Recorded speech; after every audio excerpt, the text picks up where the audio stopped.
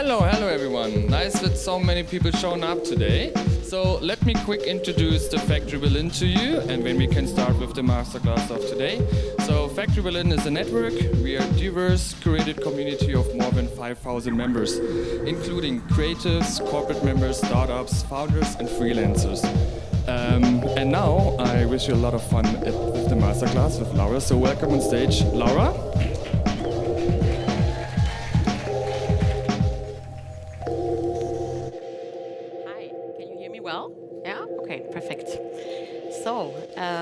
Welcome.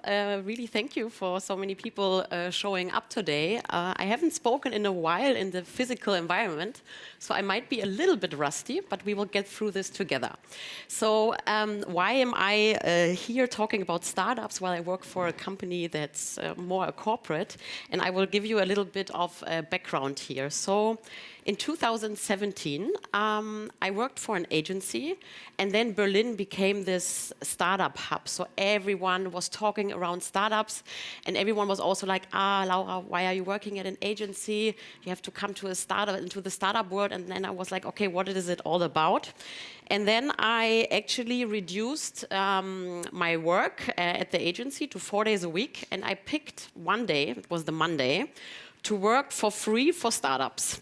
Everyone thought, why are you doing this for free? Then it's worth nothing. Well, I didn't care so much about the money. I rather wanted to have lots of insights about what startups are struggling with on a daily basis. And also, I wanted to know, can I help them? Yeah, so it was a great practice for me. So I did this for maybe 1 year, and after that I started to work full-time again, being then in an innovation lab, and yeah, I was jumping around a little bit, and I was still doing this up until today. So around 2 times a month I'm still coaching startups. And also together with Factory Berlin, we have a great program called Stealth Mode. It's for non-binary founders. And there I had also the chance to give an even deeper masterclass. It was like around 4 hours for female founders. And all of this, yeah, what I basically experienced now in the last couple of years, I gathered all of it into this one presentation. Yeah, so let's raise the bar now of what I'm going to show you. It's going to be sometimes maybe high level, sometimes a little bit more detailed, but there's going to be a Q&A session. So if there's something not understandable, then just ask me afterwards. So here we have our great new UX friend called ChatGPT explaining us what a user experience is. You will find tons of definitions on the internet, tons of things that user experience designers will tell you what it is. Well, I thought this was actually quite a good explanation, and especially the last sentence here. Overall, a good UX is one that helps users achieve their goals effectively and efficiently and leaves them feeling satisfied and positive about their interaction with the product or service. And I feel like also in my daily work, we always talk about effectiveness, efficiency, and not so much about how does the user actually feel while doing this. And this actually is how you can create a perfect product. Yeah, if the user feels, I mean, probably not great. I mean, I don't know how many of you used a digital product and felt great, but at least not frustrated, and it was helpful, and you are willing to come back. Yeah, so and sometimes also in the past years, and also it's the same a little bit for designers working in startups, it's really hard for them to get a seat at the table, to be part of those big decision makings. Yeah, also in the C-level, there are hardly designers there. Yeah, and what I think the founders have to understand, and also, I mean, the people working within a startup, is that good design in the end is good business. Yeah, so it's not like there are some, I don't know, left on one table, just, I don't know, doing some mock-ups, doing some screens, and the rest is happening elsewhere. So this should really be really deep in the core of the strategy of the startup. Because if you embrace design as a startup or as a business in general, scale, what can happen? Well, 32% more revenue. Yeah. So also when you think about hiring designers as a founder, yeah, just be aware, yeah, that this really has an impact. Yeah, 56% more shareholder returns. Yeah, it's not like a nice to have. And now I put together 8 tips, yeah, from the recent years, and I hope this will resonate with you. Yeah, so let's start with the first one, and this is actually the main mistake that was happening also when I was talking to the founders. I always ask them, when was the last time you talked to your customers directly? So I don't mean that you send somebody else to do some research. When did you talk to them? And actually, the answer is sometimes quite shocking. Yeah, so they didn't talk to them for a few months. So they are building these products, and sometimes have lost touch to their customers. So if you are a founder in here, yeah, please stay on top of this. Yeah, stay on top of your customer. Always talk to them, because what can happen quickly is, and this is what I'm going to show you now. This is actually an image created by DALL-E AI. Yeah, I just put in something like anonymous customer or something. So this is not what you should have in mind when thinking about your users, thinking about your customers. You should know who they are, how they feel, how they interact with your product. So this is like, I call it like customer zombie land. Yeah, don't let this happen. Yeah, and also your customers in the end, they decide upon your success of a business. So if you don't have a clear idea and you don't know about their wants, their wishes, what they are trying to figure out with your product, then you might be doomed to fail. Yeah. So so this is the first tip. Now we come to the second one. Create value instead of features. I don't know, maybe we can. So who here on a daily basis talks more about features than about value? Maybe raise your hand. Okay, I see a few. Some are lying, I know it, who are not raising their hand. So maybe do an honest one. So more features than value. Again, raise your hand. Okay, a few more. Still, there are some liars out there.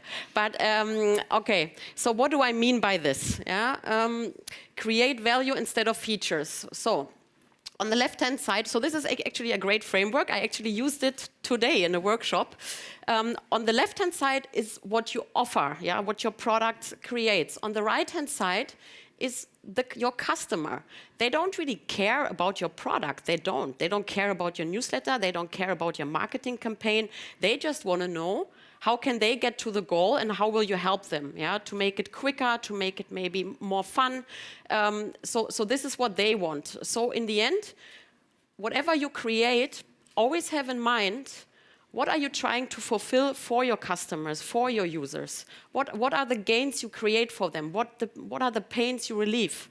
And this is a good thing to start. Also, even if you are already now, I don't know, a few stages further with your startup, just repeat this exercise once more and try to understand also what the understanding in the group is. Because, I mean, also in the workshop I had today, or was it yesterday where we used it, the understanding was a little bit different, yeah, for each of us. Yeah, so alignment is key also for your product strategy.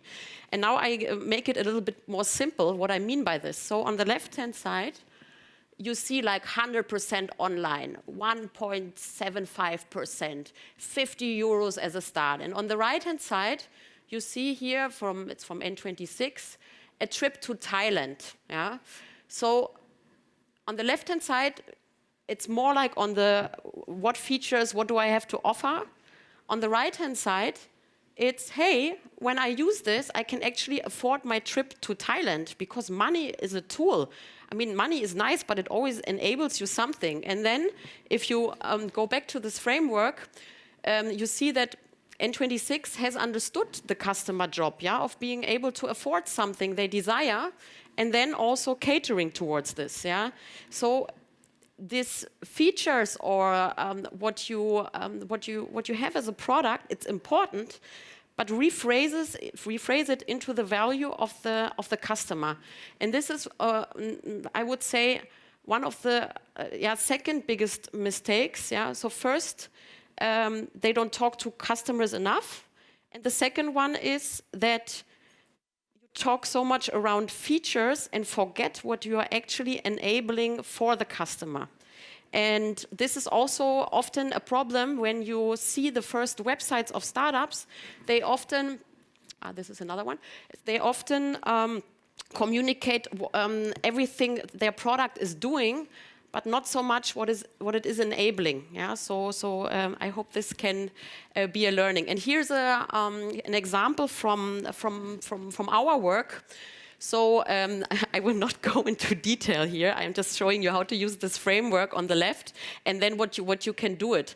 So on the left-hand side, you collect the jobs to be done, the gains and the pains, and then you can adapt your design accordingly. So for example, here, it was for hairdressers that own their own salon, smaller salons. And we said, hey, it would be cool if they have a good overview. What are they selling? What is their current revenue? And then we tested it together with them. And they said, yeah, the numbers are important to us. But what is actually also important for us is, what's the hair type that enters my salon? What is the hair damage? Yeah, how can I help them? So they were more interested in the hair of the customers and not so much the numbers. So both was equally important for them. And if we wouldn't have tested it, if we wouldn't have actually validated this together with our customers, then we would have built a dashboard that would only be maybe half helpful. Yeah? So keep this in mind, yeah, when you are building products. Number 3.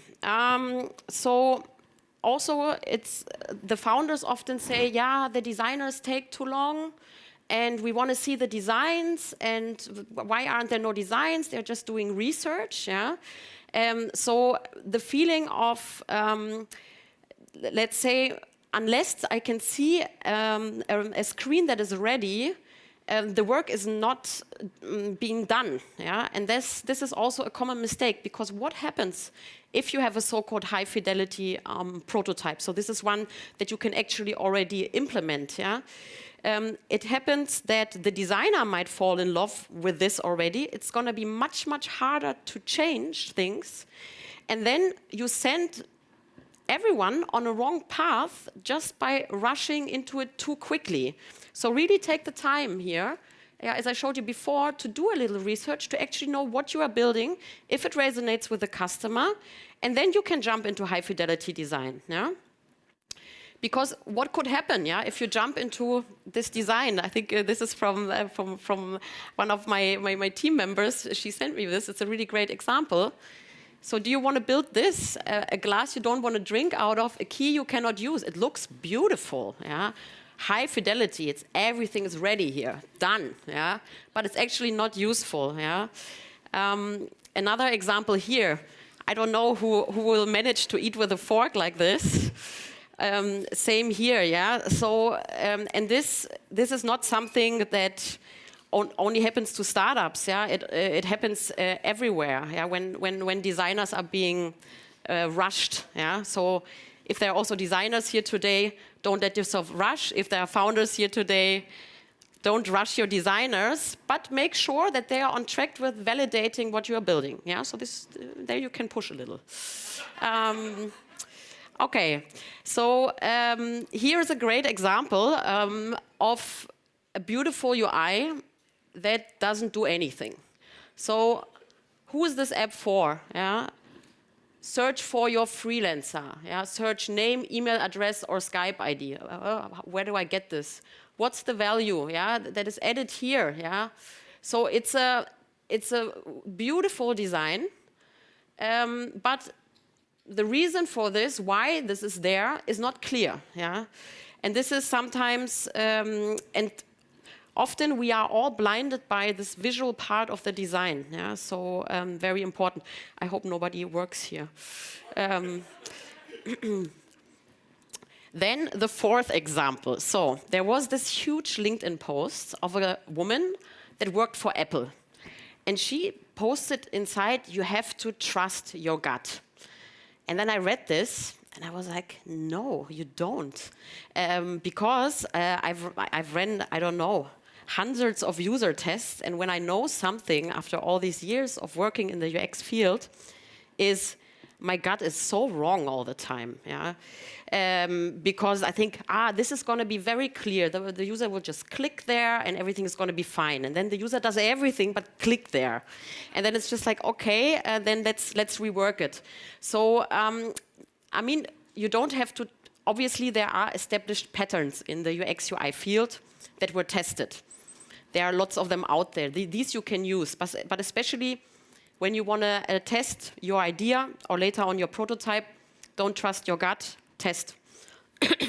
There are amazing tools out there that are quite cheap and tell you everything you want to know. One of them I also use, it's called Maze. I'm not getting paid to say this. It's really a great tool. And this gives you also the opportunity to get data, even though something is not live yet. Yeah? So you can put in you can link it to your Figma tool, so the design tool most of the designers are using. And then you can send it around to an anonymous group, to a group you define yourself, and then you get really, really valuable feedback. For the founders here, yeah, when you see a design, don't say you like it. Yeah? You say, why did you decide to do it like this? Yeah? Why? Yeah? So ask, rather than saying, I like it, ask why, and also challenge the designer a little bit. Because sometimes also designers can be lazy. Yeah? They have their templates, they throw something together, move on to the next, maybe they are under pressure. So this is where mistakes can happen easily. So for the designers, yeah, pay attention to your data. So why are you designing the way you are designing? And for the founders, instead of saying I like it, really say maybe what you like, or also go deeper in why the design was created. Number 5. This is the most obvious one and the most difficult one. Reduce mental load for the user. And I give you now an example you all know. This is a German ticketing machine. So I'm just explaining the cognitive load they put upon their customers. You have to know, how many times will I travel today? Where am I going to go? Am I going to go there more often, less often, and from which zone? So you have to pre-plan your whole day and then figure out, if you pre-planned your whole day, what ticket you need. Yeah? So you're not getting busted in the train. So this is actually why jobs like a user experience designer exist. So this machine doesn't exist anymore, but something way more easy, because we take the mental load away. So everything that we can do to make the user think less is important. I mean, not obviously when it's about something we want to know, yeah. But from a product perspective, I'd rather use this card here on the right, where you just have money on, you go wherever you go, you get the cheapest price, and that's it. So why do you need a ticket machine like this? Yeah, and I think they do still exist. I mean, also even the BVG one we use, it's a little bit simpler, but still quite complex. Okay, now is a critical point. Know who and how to hire. This is also one of the #1 asked questions when I coach startup founders. They always ask me, Laura, who do I hire? I don't know. And here's here's an overview of what can all theoretically fall under user experience and user interface design. Yeah? So lots of people are calling themselves UX designers, although they are more UI designers. Yeah? Then there are graphic designers trying to earn more, so they call themselves UX designers. Then there are UX designers like me that don't know anything about UI. So you really have to know, who do you want to actually hire? And now I'm gonna maybe go through a little bit of what I recommend. So when you are in an early stage, yeah, you need two things. You need fast designs and you need validation of your product. Usually the one that can create fast prototypes and is very good with like putting together a small design system, so more on the right side of UI, they might not have they might not be the strongest in qualitative research and testing.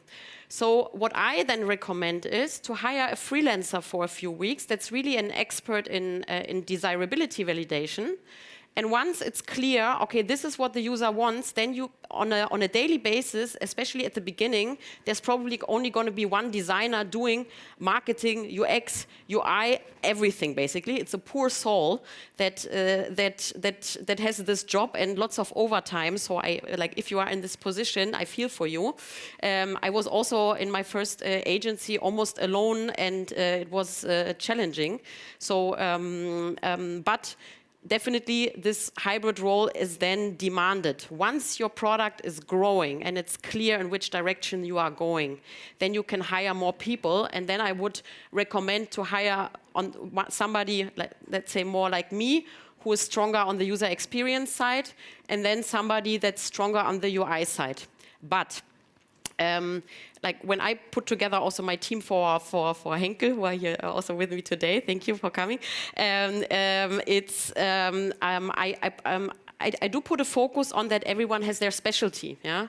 But I think they should know both worlds, because if you don't know how to do UI, then you might stop at a certain point with the UX, not knowing what you are throwing over. Yeah, so I feel like there should be a specialty within each that you hire, but both worlds should be known. And I'm the exception because I only do UX. And I put a LinkedIn post together of how to hire. Yeah? And then there's often the question, do you give the designers a task or not? I think as a startup, you cannot afford not to give them a task, especially because you want to check the skill set. The portfolio of a designer can be sometimes misleading. So there are a few reasons for this. First one is that it might not be all actually their own work. So maybe they worked in a team, only did a small thing, still take it into their portfolio, so you don't know exactly what they were doing. Also, the examples they pick, might not reflect the reality. So here it's very important that you don't trust the portfolio alone. I also know some startups that basically they tried out a designer for 1, 2, 3, 4 days and then decided to make the hiring decision. I think that's also a little bit unfair, to have somebody work there on a trial basis for 4 days. So therefore, at least my recommendation is give a task that is a little bit more strategic, but also has elements in it that you need on your daily basis.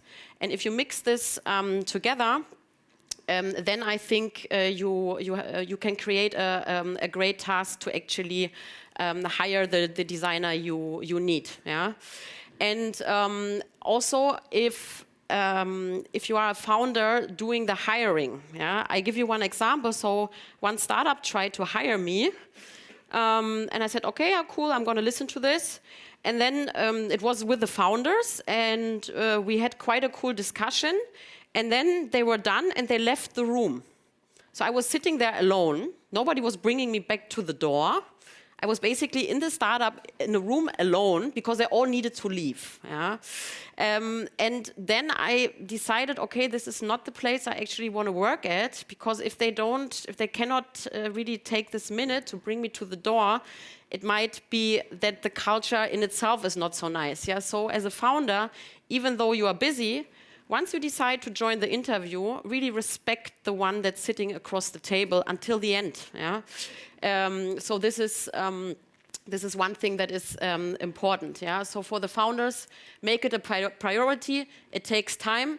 But if you are engaged, you will find the right person and probably work together for a long time. Same with show respect. Yeah? And then the third critical part is be fast then. Yeah? If you found somebody and you like them, then of course you have to be fast because I mean UX designers are wanted. Yeah.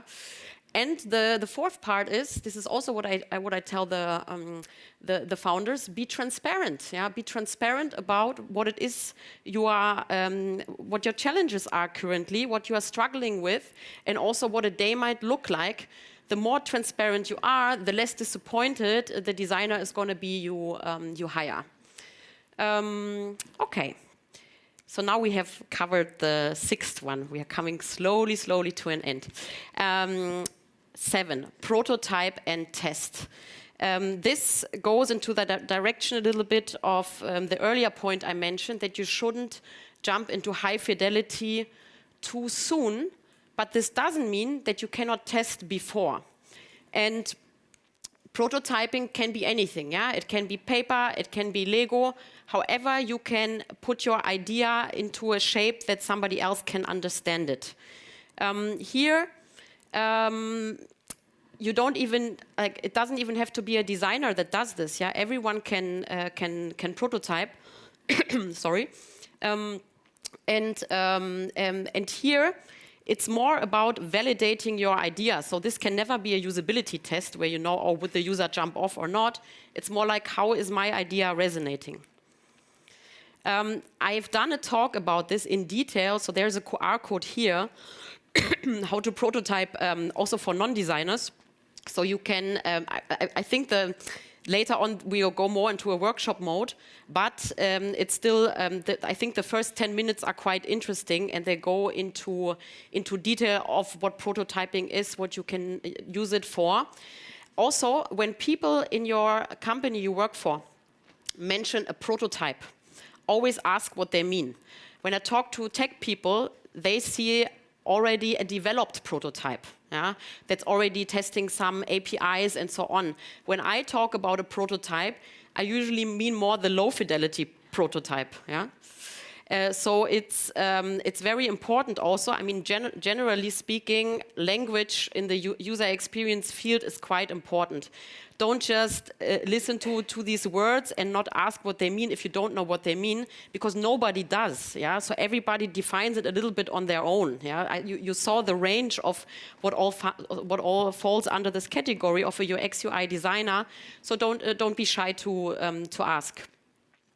So what is the key benefits of prototyping? Well, oh sorry, this is the wrong slide.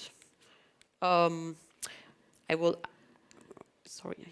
just mention it. So you can validate your design quickly. You don't pay a lot of money for development, because for the startups usually one of the most expensive thing is developing stuff. Yeah, and I also was talking to a startup. They were developing something for 1 year without actually testing it before, or only partially testing it with friends, so not a real test.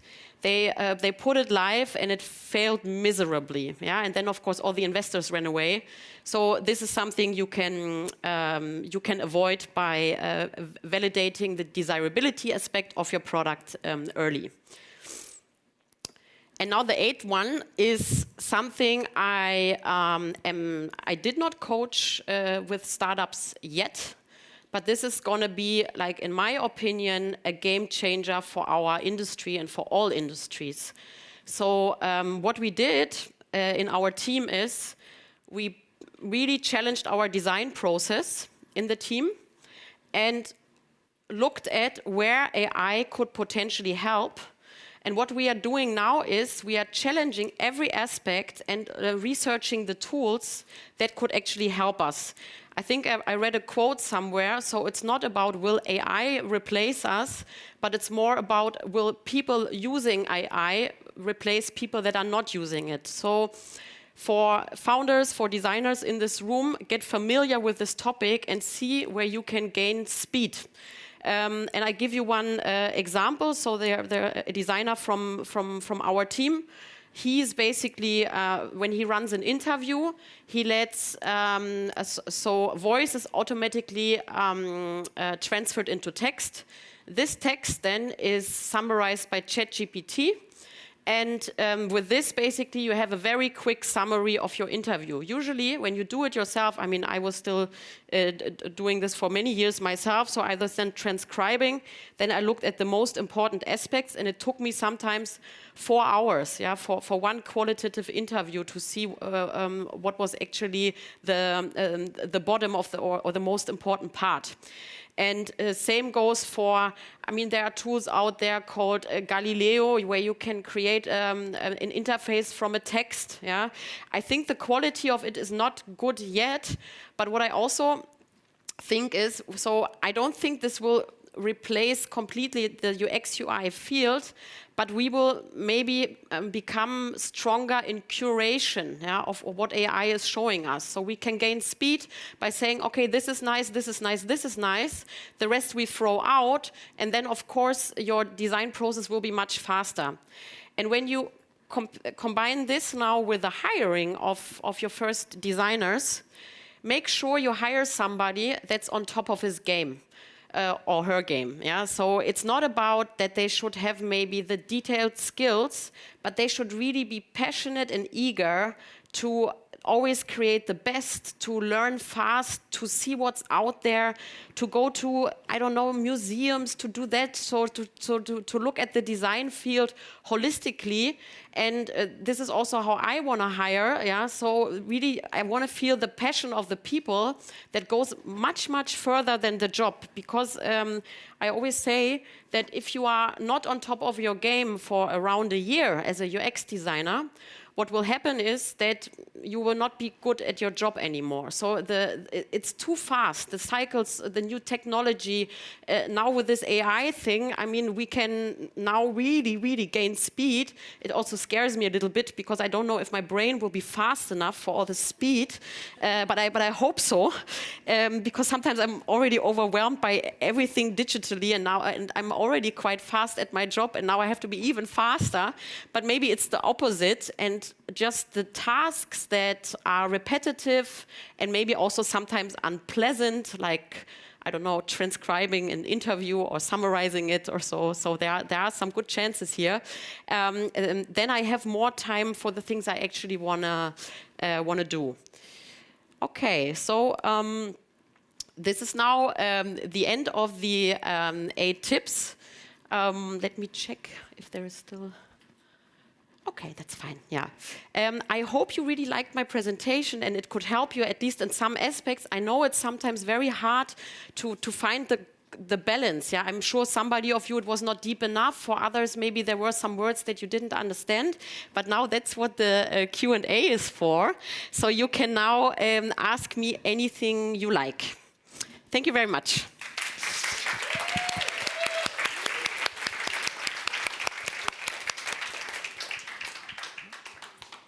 Okay, now the person who has a question, please raises the hands, and when I go around with the microphone. Okay, first question. It's more for the people. Do we have UX or UI designers here? Can you raise your hand? Okay, nice. Because I'm searching, or I want to. Hey, later. So people, if you have a passion for music and you want to develop user experience, you can come to me later and we can talk.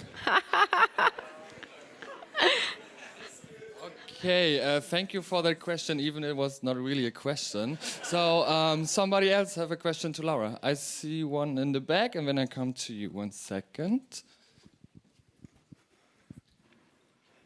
Hi, I'm Tiffany, and thanks for your speech. I think a lot of us all benefits from your presentation, and the design is on point, so well done. I guess my question is more about your story of how you got into AI. What's your background in? Did you start with something else? And maybe some of your success and fail case, I suppose, with Henkel or outside of your... Okay, which one should I answer first? The story, and then one success case, and then one of the failures that you learned the most from. Yeah, so I think to start with the failure topic, so I was working in innovation for over 10 years and failure was 90%. Yeah? So I pitched, failed, some projects died, others were killed. So I went through many painful situations creating products. Yeah, so this is the let's say the failure part. The success part is, for example, in my first job, I created the first one-click payment for an NGO. Yeah, so this was the first one. Then in my job before, I was actually helping workers in production of a big car company to improve their daily lives by digitizing something that was still done manually and was very painful and time-consuming. And then we got the product up to 2,000 users. So I know it's not like, it's more like a B2B case where 2,000 users are more. And to the AI topic, so I think since the beginning of my career, I get this feeling of what is coming next. And then, in this case, my gut then jumps happily up and down. Yeah, I like, it's really like this. Then I get this whole excitement through my body, and then I just know this is going to be the next thing for me. Yeah, I don't know in general. Yeah, but for me. And then I just feel so passionate about learning more and knowing more. And I'm very lucky to have a team that is a little bit the same. So we all decided to jump on this topic together and really map out our process, and now we even have a dedicated AI slot where we share with each other which tools we used and the value it brought. But also, for the AI topic, I also want us all to have a critical eye on it, yeah? Because now it's fast, and you can jump again into high fidelity quite fast using these AI tools. Then you get the chat from the text from ChatGPT. Then you get a video with an avatar created in like 3 minutes. But maybe you noticed this, that for me, the feeling that I have when humans create software instead of an AI, I can feel the difference because it's still about empathy and emotion, yeah, which AI currently still lacks. So let's see for how long. But therefore, also when something new like this comes, I think a critical eye is very important. Although excitement is also great. Yeah.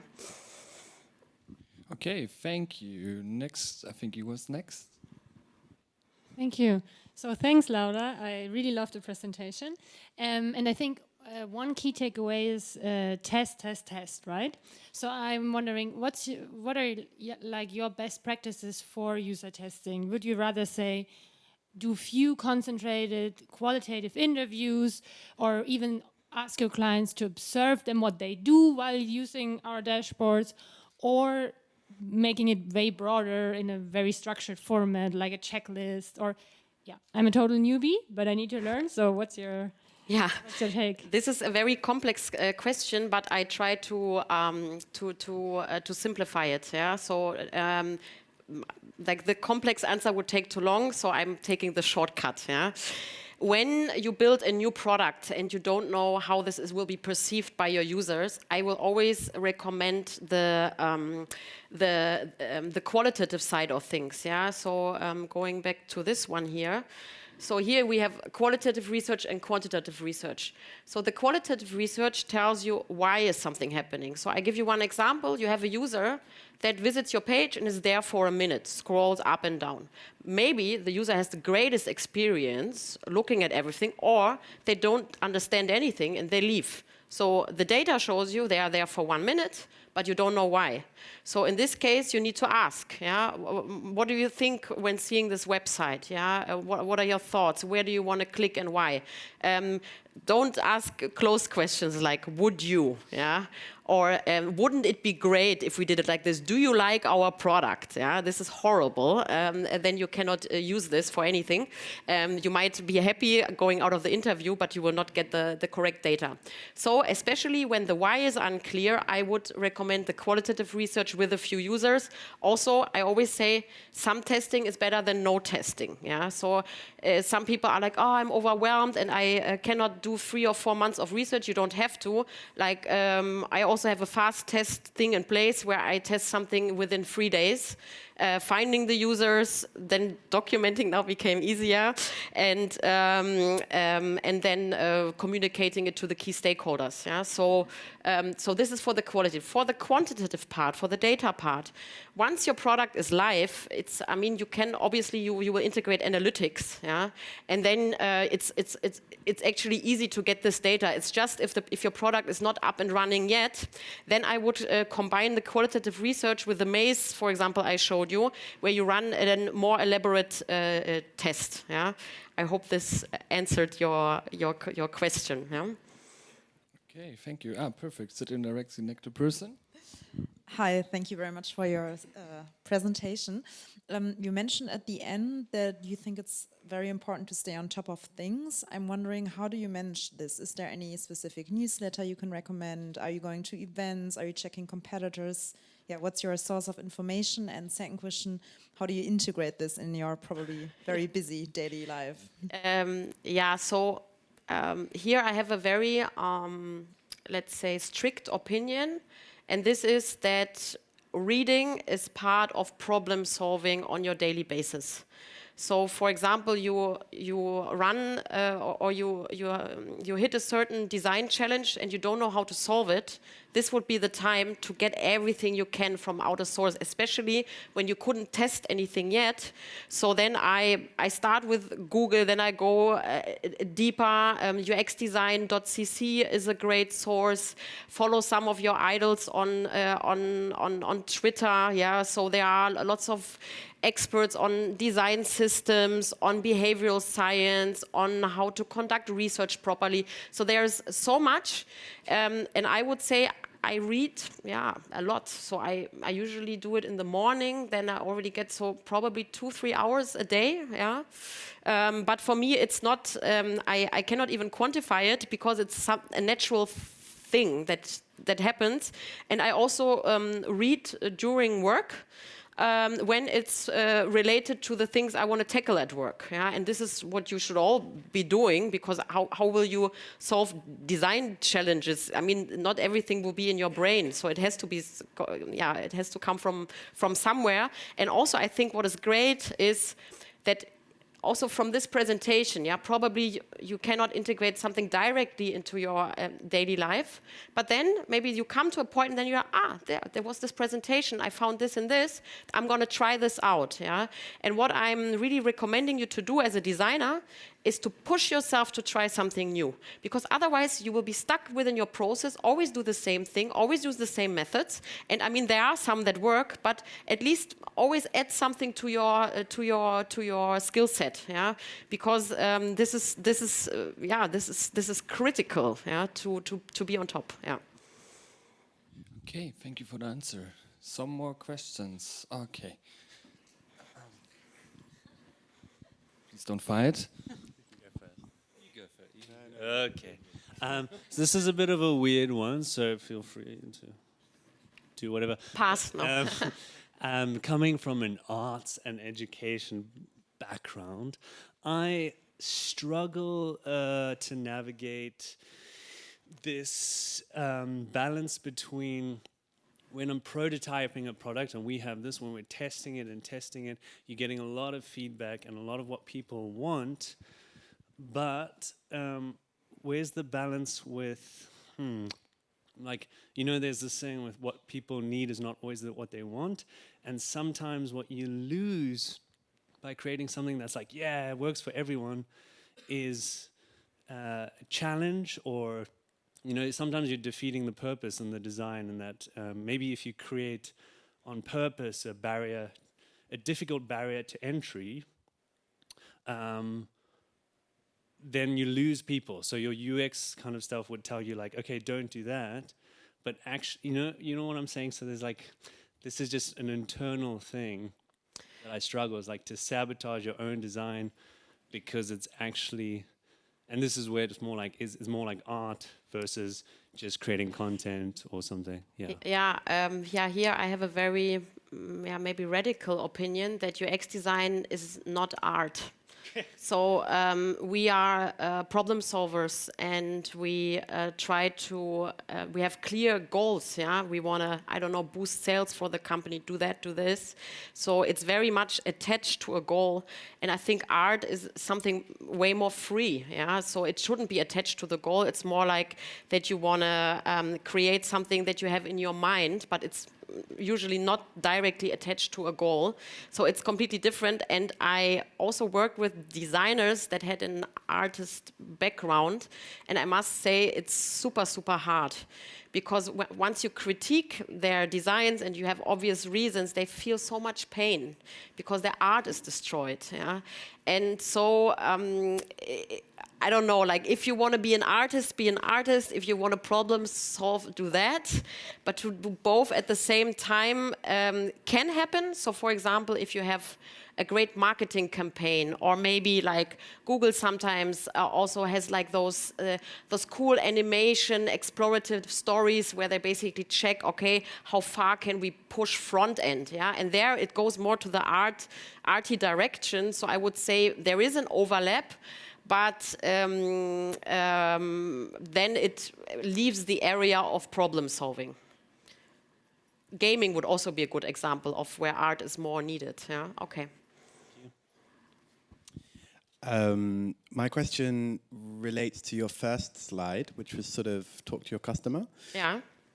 Do you have sort of, especially because we live in such a saturated sort of generation of constant emails, push notifications on our phones, demands for our attention, do you have sort of an industry recommendation of how often you should be in touch with your customer? And the second part to my question is, what advice would you give of going about that? Do you have sort of your favorite go-tos in order to be able to create those contact points with your customers? Yeah. So usually I am dependent on other people providing me with the user groups, because we, for example, I showed you the example of a salon owner. I don't know so many, yeah? So there I usually ask another department who has better contacts, can you provide me with 10 that we can interview, yeah? So I would say find the right people that can bring you to your customers if you don't do it directly. Once you established already this relationship with the customer, what I always ask is, do you want to be a part of co-creating? Do you want to innovate together with me? And even for free, yeah? And they always say yes, because it's being needed, being wanted, being part of something. So you can like create your own little group of people, and it even goes further than this, because once you do this and you have like your 6 to 10 that you regularly interview, then once your product is live or you launch a new version or whatever, then they will become your ambassadors. Yeah, so this is really, really cool. There are also agencies that can help you with this. In my experience with startups, they usually don't have the money to ask another agency to find customers for them. And if you just want a usability test, then, for example, Maze, you can directly connect it to 100 people that will scan through your designs, but they will not give you, like, they are not your specific target group, but they can at least, you can at least test with them if they can solve the challenges and if your website is understandable. Or your app, yeah. Okay, thank you. So it's already the last question. Now it's hard to choose, but I'm sure after this question you have time to ask Laura more questions. No, no. No, of course. Yeah, I'll be at the bar. I need a beer now. Yeah. So. Hi. My question is, what's your take on the future prospect of UX writing, especially in regards of the development of AI? Yeah. It's tough out there for UX writing, I would say. Again, what I said before, instead of writing, they might become curators. And also, I would say, if I would be a UX writer right now, I would work with the AI tools as much as possible to see. Also, people working in public relations, they have the same thing. I have a friend that works in public relations, and she's super scared now that her job is going to be gone. But then we basically tried out ChatGPT to change the language. For example, sound cooler, and then they put things in like yo, and then it's like, okay, this is very cringy and not cool. And so I think the AI, it might not have these nuances of language in yet, but nevertheless I would use it to see where your benefit can be, when comparing it to AI. Okay, that was our last question. So a big applause to Laura again. Who's here today.